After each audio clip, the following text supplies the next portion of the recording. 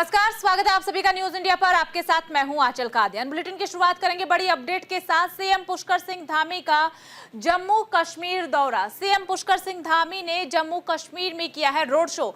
विधानसभा चुनाव के लिए धामी का चुनाव प्रचार। बीजेपी प्रत्याशियों के समर्थन में सीएम पुष्कर सिंह धामी चुनाव प्रचार कर रहे हैं, जनता से वोट मांग रहे हैं। सुरजीत सिंह के नामांकन में भी शामिल हुए हैं मुख्यमंत्री पुष्कर सिंह धामी। ये बड़ी अपडेट इस वक्त आपको बता रहे हैं। उत्तराखंड के मुख्यमंत्री पुष्कर सिंह धामी जम्मू कश्मीर दौरे पर हैं। इस दौरान उन्होंने रोड शो भी किया है, रैली को संबोधित भी किया है, साथ ही साथ लोगों से बीजेपी प्रत्याशी के समर्थन में वोट देने की अपील भी की है। सुरजीत सिंह के नामांकन में भी शामिल हुए हैं मुख्यमंत्री पुष्कर सिंह धामी। बीजेपी प्रत्याशी सुरजीत सिंह के समर्थन में जम्मू कश्मीर में चुनाव प्रचार कर रहे हैं। जम्मू में सांबा बस स्टैंड पर बीजेपी के प्रत्याशी सुरजीत सिंह के समर्थन में एक रोड शो भी किया है। सीएम धामी सुरजीत सिंह के नामांकन की प्रक्रिया में भी शामिल हुए हैं। जनता से बीजेपी प्रत्याशी के लिए वोट की अपील करते हुए नजर आए हैं सीएम पुष्कर सिंह धामी। इसके साथ ही पूर्व केंद्रीय गृह मंत्री सुशील शिंदे को आड़े हाथों भी लिया है। तो देखिए, कल भी सीएम पुष्कर सिंह धामी का बयान सामने आया था, सुशील शिंदे पर चुटकी लेते हुए नजर आए थे। और आज भी उन्होंने जब रोड शो किया, वहां की जम्मू कश्मीर के आवाम को संबोधित किया, तब भी उन पर हमलावर नजर आए।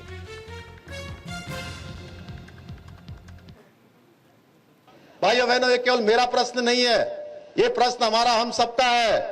ये जम्मू और कश्मीर के लोगों का प्रश्न है। चीची माता के प्रांगण में रहने वाले उनके बेटे बेटियों के लिए प्रश्न है कि क्या शंकराचार्य पर्वत का नाम सुलेमान पर्वत रख दिया जाना चाहिए? आप बताइए भाइयों बहनों, इस प्रकार की सोच नेशनल कॉन्फ्रेंस, अब्दुल्ला और पीडीपी और कांग्रेस पार्टी की है। भाइयों बहनों, इसलिए समय है, ये समय है इतिहास रचने का। और मैं भली भांति आश्वस्त हो चुका हूं कि आप सब लोग इतिहास रचने जा रहे हैं। मां चीची के आशीर्वाद से आप इतिहास रचेंगे। मैं अभी सुशील कुमार शिंदे, जो मनमोहन जी की सरकार में गृह मंत्री होते थे, वह भी कह रहे थे कि मैं कश्मीर लाल चौक जाने से डरता था। भाइयों बहनों, एक होम मिनिस्टर रहे हुए व्यक्ति इस प्रकार की बातें करते हैं, तो आप समझ सकते हैं कि आज अगर कांग्रेस के शहजादे भी अगर कश्मीर के अंदर आ पा रहे हैं, जा पा रहे हैं, तो इसका श्रेय भी किसी को जाता है, तो हमारे प्रधानमंत्री मोदी जी को जाता है। भाइयों बहनों,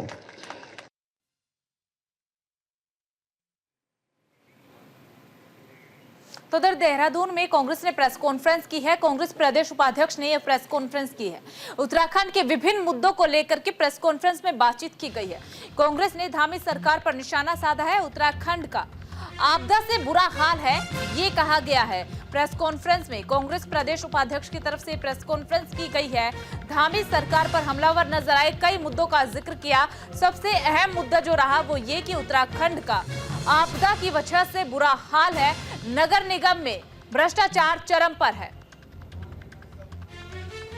राज्य में महिला अपराध लगातार बढ़ रहे हैं। उत्तराखंड में कानून व्यवस्था बिगड़ी हुई है। लूटपाट, चोरी, हत्या के मामले हर दिन बढ़ते जा रहे हैं। आपराधिक घटना में बीजेपी के नेता भी शामिल बताए जा रहे हैं। देखिए, बीजेपी पर निशाना तो साधा ही साधा, लेकिन जिस तरह से आपराधिक घटनाएं देवभूमि उत्तराखंड में बढ़ रही है, उनमें बीजेपी की संलिप्तता का जिक्र भी कर दिया है कि बीजेपी के नेता इन आपराधिक घटनाओं में शामिल है। आज एक प्रेस कॉन्फ्रेंस कांग्रेस की तरफ से की गई है। कांग्रेस प्रदेश उपाध्यक्ष ने प्रेस कॉन्फ्रेंस की है।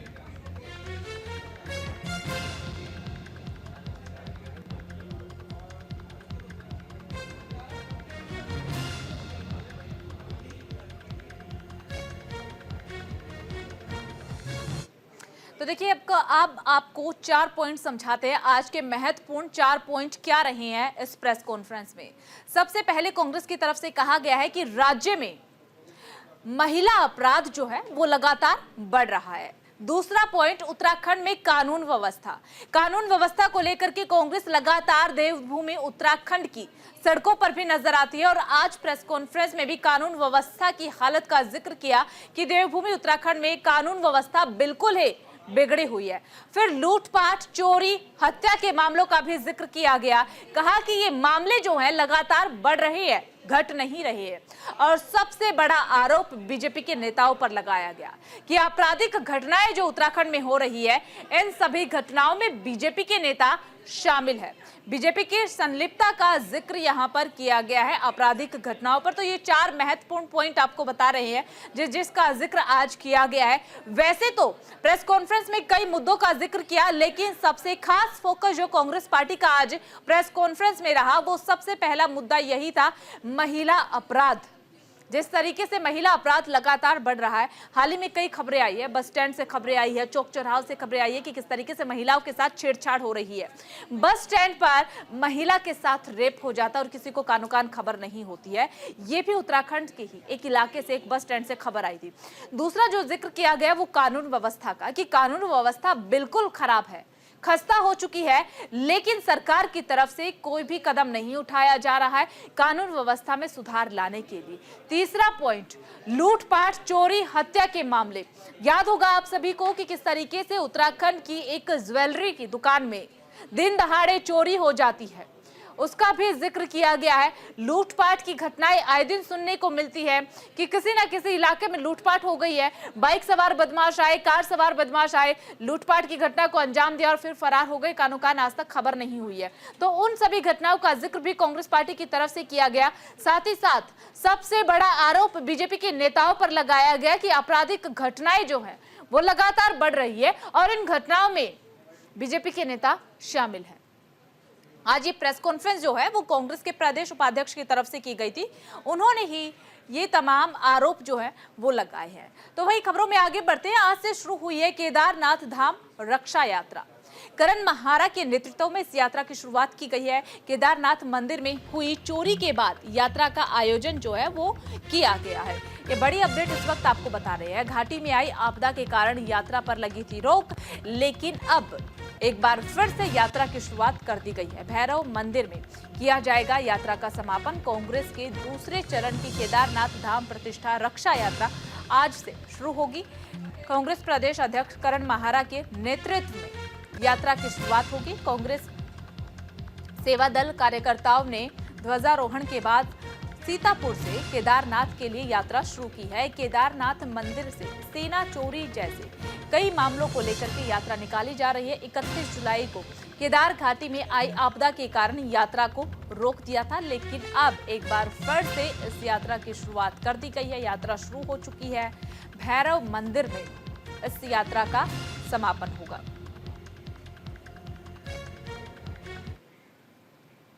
पंद्रह सितंबर से शुरू होगी केदारनाथ यात्रा। दूसरे चरण की हेलीकॉप्टर सेवाएं जो है वो शुरू होंगी। 4 हेली कंपनी वर्तमान में दे रही हैं सेवा। प्रतिदिन 250 यात्री कर रहे हैं दर्शन। केदारनाथ धाम के लिए दूसरे चरण की हेली सेवाएं 15 सितंबर से शुरू हो जाएंगी। वर्तमान में 4 हेली कंपनियां सेवाएं दे रही हैं। प्रतिदिन 250 यात्री हेली से दर्शन करने के लिए पहुंच रहे हैं। इस साल अब तक 66,829 यात्री हेली सेवा से दर्शन कर चुके हैं बाबा के। बता दें कि 10 मई को बाबा केदारनाथ के कपाट भक्तों के दर्शन के लिए खोल दिए गए थे। 2 महीने की यात्रा में भारी संख्या में यात्री केदारनाथ धाम पहुंचे हैं। बरसात में कावड़ों की भीड़ से केदार घाटी गुंजायम रही है।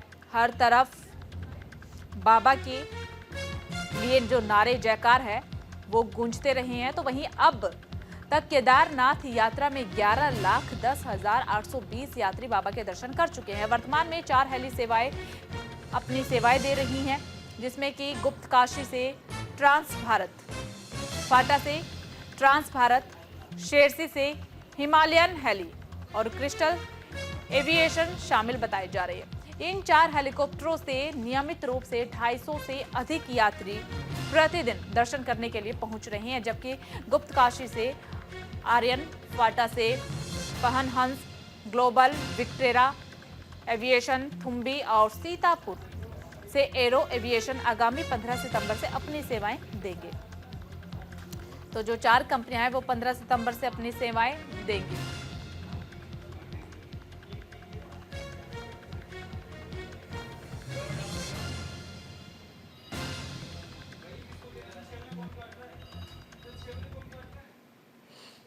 तो तो केदारनाथ धाम की यात्रा 15 सितंबर से शुरू होने वाली है। दूसरे चरण के लिए 15 सितंबर से यात्रा शुरू होगी।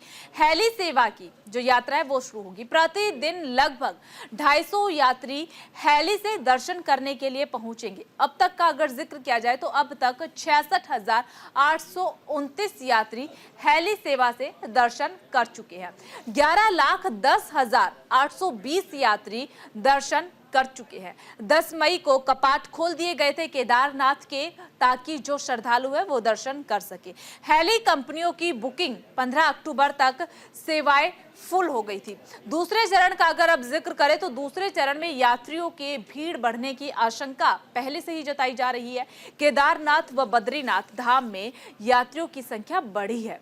बद्रीनाथ और केदारनाथ में 20 लाख यात्री फिलहाल दर्शन कर चुके हैं। अब जो 4 हेली कंपनियां अपनी सेवाएं 15 सितंबर से देना शुरू करेंगी, उनमें 250 से ज्यादा यात्री प्रतिदिन बाबा के दर्शन कर सकेंगे।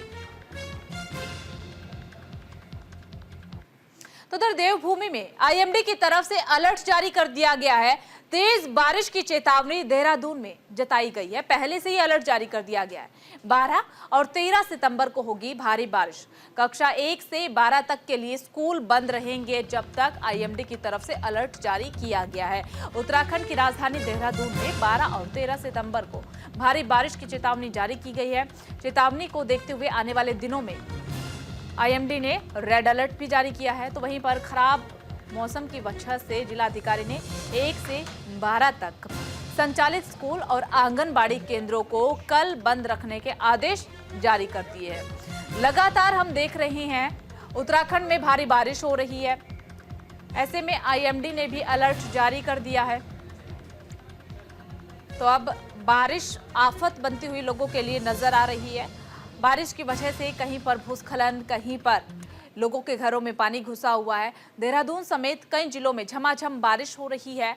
आने वाले दिनों में भी बारिश से राहत मिलने की कोई भी दूर दूर तक उम्मीद नजर नहीं आ रही है। उत्तराखंड में आईएमडी ने अलर्ट जो है वो जारी किया है।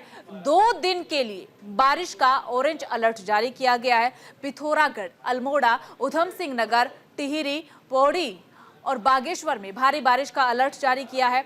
नैनीताल और चंपावत जनपदों का अगर जिक्र करें तो यहां पर भी तेज बारिश का अनुमान जताया गया है। इसी के साथ संवेदनशील जो क्षेत्र है वहां पर पहले से ही जेसीबी और जरूरी उपकरण जो है वो पहले ही तैनात कर दिए गए हैं, ताकि आपातकालीन स्थिति में स्थानीय प्रशासन से मदद की अपील की जा सके। इसके अलावा बारिश से उत्तराखंड की 13 सड़कें ठप पड़ी हुई है, यातायात बाधित है, कोई भी वहां पर आवागमन नहीं हो रहा है।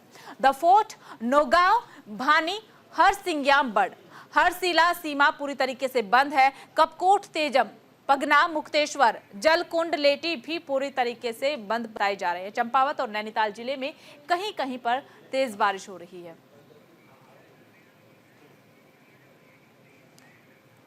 तो चलिए ज्यादा जानकारी के लिए ग्राउंड जीरो का रुख कर लेते हैं। सहयोगी अनुज अवस्थी जुड़ चुके हैं। अनुज, फिलहाल मौसम कैसा बना हुआ है देहरादून में? बिल्कुल आंचल, राजधानी देहरादून की अगर बात करें तो देर रात से लगातार बारिश हो रही है और अभी भी बारिश चल रही है। जिस तरीके से आप हमारे पीछे देख सकते हैं, अभी भी झमाझम बारिश हो रही है और रुकने का नाम नहीं ले रही है। राजधानी देहरादून हो, हरिद्वार है, उधम सिंह नगर है और अगर पहाड़ी जनपदों की अगर बात करें तो रुद्रप्रयाग, चमोली, टिहरी, पौड़ी, इन बागेश्वर, पिथौरागढ़, इन तमाम जगहों पे भारी बारिश का अलर्ट भी जारी किया गया। एमएनए से अलर्ट भी जारी किया है। 11 तारीख, 12, 13 और 14 इन 4 दिनों का अलर्ट है। और साथ ही साथ कल जिस तरीके से अलर्ट जारी हुआ और आज और कल भारी बारिश हो रही है लगातार, जिसके कारण जो कक्षा 1 से 8 तक के जो स्कूल है उनको बंद कर दिया गया है। भारी बारिश के चलते लोगों को ये बोला गया है कि पहाड़ों पे का रुख ना करें, क्योंकि पहाड़ों पे लैंडस्लाइड की घटनाएं लगातार बढ़ रही हैं। आज जिस तरीके से चमोली जगह की अगर बात करें, जनपद की अगर बात करें, तो बद्रीनाथ एनएच के पास, मलारी के पास पहाड़ गिर गया, जिसके कारण वहां का आवागमन रुक गया और एनएच 107 पूरी तरीके से रोक दिया गया। जो बद्रीनाथ जो श्रद्धालु जा रहे थे उनको रोक दिया गया, वाहनों की कतार लंबी लंबी लग गई। तो मौसम विभाग ने इस बात को लेकर के अलर्ट जारी किया। 14 तारीख तक अलर्ट है। और एक चीज और बता दूं आंचल, मुख्यमंत्री पुष्कर सिंह धामी जम्मू दौरे पर थे, लेकिन उसके बाद अब वो आज रात वो वापसी आ जाएंगे। कल उनका दौरा रुद्रप्रयाग जिले में रहेगा, जहां पे वो हिमालयन हेलीकॉप्टर के जरिए केदारनाथ में जो नुकसान हुआ है, जो सोनप्रयाग से और गौरीकुंड तक जो नुकसान हुआ है आपदा के कारण, उसका जो है हवाई पट्टी से निरीक्षण भी करेंगे। साथ साथ अधिकारियों को दिशा निर्देश भी देंगे कि आपदा में कितना नुकसान हुआ है, उसकी भरपाई किस प्रकार से होनी है। एसडीआरएफ, एनडीआरएफ की टीमों या रुद्रप्रयाग के जिलाधिकारी, चमोली के जिलाधिकारी, तमाम जिलाधिकारी वीडियो कॉन्फ्रेंसिंग के माध्यम से मुख्यमंत्री से जुड़े और मुख्यमंत्री उनको दिशा निर्देश भी देंगे। तो पूरे प्रदेश में अलर्ट है, पहाड़ी जिलों में खास तौर पे अलर्ट है। भारी बारिश हो रही है, पहाड़ी जिलों में भी भारी बारिश हो रही है। और सबसे बड़ी चीज कि बद्रीनाथ और केदारनाथ में पहली बर्फबारी देखने को मिली है। ऊंची जो चोटियां है वहां पे बर्फबारी देखने को मिली है। बारिश के चलते पहाड़ी तो जनपदों में, जैसे कि आप कह रहे हैं कि बर्फबारी देखने को मिली है, पहली बर्फबारी है ये, तो ऐसे में बर्फबारी की वजह से श्रद्धालुओं को काफी दिक्कतों का सामना करना पड़ रहा होगा अपनी यात्रा में। तो क्या कुछ कदम उठाए जा रहे हैं प्रशासन की तरफ से? बिल्कुल आंचल, चूंकि बर्फबारी चोटियों पे हुई है, लेकिन बर्फबारी के कारण जो है ठंडक बढ़ गई है, जिसके कारण जो यात्री है, चूंकि 15 सितंबर से फिर से जो है एक बार चार धाम यात्रा की शुरुआत फिर से होगी और हेली सेवा की शुरुआत भी होगी, जिसके कारण जो श्रद्धालु है वो वहां पे जाएंगे। और जो पहाड़ों जनपद, चूंकि पहाड़ी जनपदों में ये चीज बोली गई है कि जो आईएमए का अलर्ट है उसके कारण इन 4 दिनों में फिलहाल ना जाए, लेकिन उन 4 दिनों के बाद आप यात्रा कर सकते हैं। जी ठीक है, आपसे अनुज एक चीज जानना चाहेंगे। भारी बारिश की वजह से कई रास्ते पूरी तरीके से बंद पड़े हुए हैं। कई गांव ऐसे हैं, जो जानकारी मिल रही है सोर्सेज के हवाले से, कि संपर्क पूरी तरीके से टूट चुका है। क्या कोई एक आधिकारिक आंकड़ा सामने आ पाया है कि कितने गांव ऐसे हैं उत्तराखंड में जिनसे संपर्क टूट चुका है? कितनी सड़कें ऐसे हैं, कितने मुख्य मार्ग ऐसे हैं जो पूरी तरीके से ठप पड़े हुए हैं, वहां पर जा ही नहीं पा रहे हैं लोग? बिल्कुल, अगर मार्गों की अगर बात करें पहाड़ी जनपदों की, तो चंपावत का मार्ग भारी बारिश और मलबे के कारण फिलहाल रोक दिया गया है। बद्रीनाथ केदारनाथ की अगर बात करें तो वहां पर भी भारी बारिश होने के कारण लाता और मलारी में मलबा गिरा हुआ है, जिसके कारण जो रास्ता था वो ब्लॉक हो चुका है। हालांकि चूंकि पीडब्ल्यूडी विभाग हो या आपदा प्रबंधन की टीमों लगातार वहां पे लगी हुई है और जेसीबी की मदद से उस मलबे को हटाया जा रहा है। ऋषिकेश से ऊपर 82 की अगर बात करें तो वहां पर भी जो है मलबा आने के कारण रास्ता ब्लॉक हो चुका है। लेकिन फिलहाल पीडब्ल्यूडी विभाग की जो टीम है वो लगी हुई है, आपदा प्रबंधन की टीम लगी हुई है। उन तमाम टीमें जो है उस मलबे को हटाने का काम करें और रास्ता किसी प्रकार से सुचारू रूप से चल सके। साथ साथ पिथौरागढ़ की अगर बात करें तो वहां पर भी भारी बारिश के कारण लैंडस्लाइड हुआ है और उस लैंडस्लाइड के कारण ठीक है अनुज, देखिए भारी बारिश की वजह से नुकसान तो उत्तराखंड में काफी हुआ है। अब जैसा कि आप जानकारी दे रहे हैं कि मुख्यमंत्री पुष्कर सिंह धामी आज शाम तक आ जाएंगे, उसके बाद क्या कुछ वो फैसला लेते हैं, किस तरीके से लोगों तक राहत पहुंचाते, ये देखना बेहद ही महत्वपूर्ण रहेगा। बहुत बहुत शुक्रिया अनुज आपका तमाम जानकारी साझा करने के लिए। तो उधर अगर चमोली का जिक्र करें तो चमोली में भी भारी बारिश के बीच भूस्खलन की घटना सामने आई है। चमोली के हाईवे 107B जोशीमठ मलारी नीति मोटर मार्ग लाता गांव के पास भारी मलबा जो है वो आ गया है, जिसकी वजह से यहां पर भी आवागमन ठप हो गया है। सड़कों पर मलबा आने के चलते रास्ता पूरी तरीके से बंद हो गया है। बताया तो ये भी जा रहा है कि पहाड़ियों से लगातार बड़े बड़े पत्थरों के बोल्डर जो है वो नीचे गिर रहे हैं, जिससे कि राजमार्ग के रास्ते देर रात से ही बंद पड़े हुए हैं। मोटर मार्ग के दोनों तरफ सभी वाहनों की लंबी लंबी कतार पर फिलहाल ब्रेक लग चुका है, यानी कि ये कहा जा सकता है कि जाम की स्थिति बनी हुई है। लोग वहां तक पहुंच तो गए हैं लेकिन आगे नहीं पहुंच पा रहे हैं।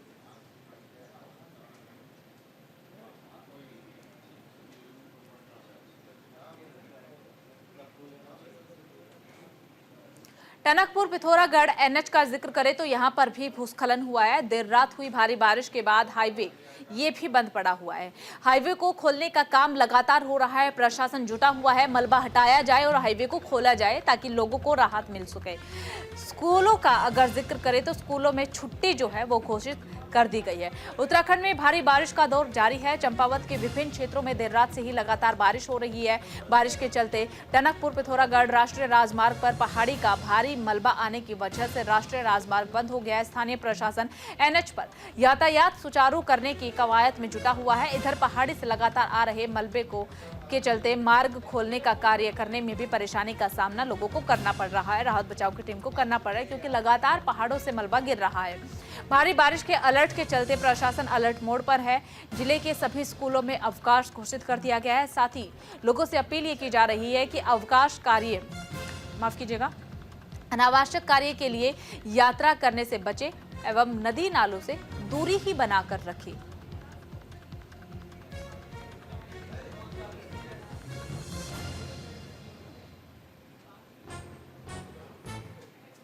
उत्तराखंड के पहाड़ों में बारिश के बाद अब ठंड जो है वो बढ़ गई है। हेमकुंड साहिब की चोटी पर हुई है बर्फबारी। चारों धाम और ऊंची चोटियों में बर्फबारी हुई है। बर्फबारी और बारिश के बाद ठंड उत्तराखंड में बढ़ चुकी है। उत्तराखंड के पहाड़ों में बर्फबारी के बाद अचानक से ठंड बढ़ गई है। पहली बर्फबारी ये देखने को मिली है, जिसके बाद केदारनाथ धाम और बद्रीनाथ धाम में हेमकुंड साहिब की ऊंची चोटियों पर हिमपात हुआ है। तस्वीरें आपको दिखा रहे हैं, आप देख सकते हैं ऊंची ऊंची चोटियों पर बर्फबारी हो रही है। इसका असर पूरे उत्तराखंड में देखने को मिला है। ठंड बढ़ गई है।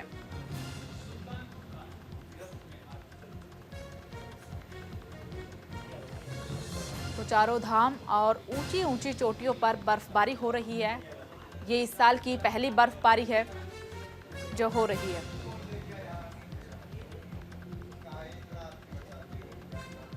तो वहीं इस बीच हल्द्वानी से बड़ी खबर मिल रही है। महिला से शारीरिक शोषण का मामला सामने आया है। आरोपी के खिलाफ पुलिस का एक्शन। शिकायत पर आरोपी के खिलाफ केस दर्ज कर लिया गया है। आरोपी मुकेश पर 376 की धारा लगाई गई है। अब होगी कुर्की की कार्रवाई पुलिस की तरफ से, कहा गया है। उत्तराखंड के हल्द्वानी से ये बड़ी अपडेट आपको बता रहे हैं। आरोपी के खिलाफ पुलिस का एक्शन भी देखने को मिला है।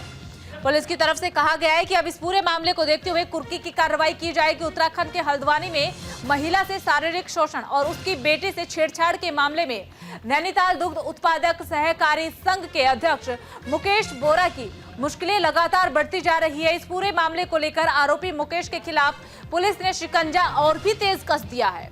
इसमें मुकेश बोरा के खिलाफ ढोल नगाड़ों के साथ मुनादी कराई जा रही है। साथ ही साथ पुलिस अब कुर्की की कार्रवाई भी करेगी। हल्द्वानी से बड़ी खबर इस वक्त आपको बता रहे हैं, जहां महिला से शारीरिक शोषण का मामला सामने आया है। पुलिस ने शिकायत दर्ज कर पूरे मामले की कार्रवाई शुरू कर दी है। एक्शन मोड में पुलिस नजर आ रही है। पुलिस की तरफ से कहा जा रहा है कि कुर्की की कार्रवाई भी होगी। साथ ही आपको बता दें कि धारा 376 के तहत केस जो है वो दर्ज किया गया है आरोपी मुकेश के खिलाफ। अब आगे इस पूरे मामले को देखते हुए कुर्की की कार्रवाई की जाएगी। आरोपी मुकेश पर 376 की धारा लागू की गई है। उत्तराखंड के हल्द्वानी में महिला से शारीरिक शोषण और उसकी बेटी से छेड़छाड़ मामले में नैनीताल दुग्ध उत्पादक सहकारी संघ के अध्यक्ष मुकेश बोरा की मुश्किलें लगातार बढ़ती जा रही है। इस पूरे मामले को लेकर आरोपी मुकेश के खिलाफ पुलिस ने शिकंजा भी कस लिया है। पुलिस की तरफ से कहा जा रहा है अब इस पूरे केस में कुर्की की कार्रवाई होगी। फिलहाल राजधानी एक्सप्रेस में सिर्फ इतना ही। बाकी तमाम बड़ी खबरों के लिए बने रहिए न्यूज इंडिया के साथ।